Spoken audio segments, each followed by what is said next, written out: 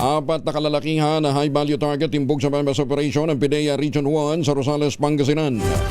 Masantos siya kabasanay kamin sa ating mga kababayan dyan sa Pangasinan. Detalye ng balita mula kay Aris 38, Freddy Fajardo. Freddy.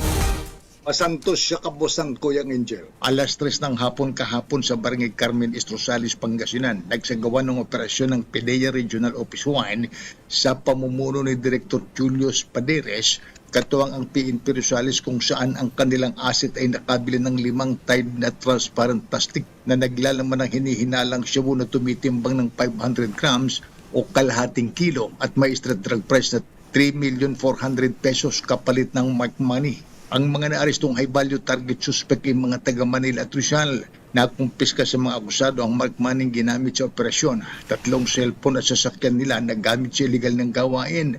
Kasalukuyang nasa kustudiya ng PIDEA Provincial Office of Danita City ang mga akusado na naharap sa kaso ng paglabag sa Republic Act 9165 Comprehensive Dangerous Drug Act of 2002. Mula sa Action Radio Pangasinan, ito si Freddy Fajardo, Aris 38, nag-uulat para sa DCRH, una sa Pilipinas, una sa Pilipino.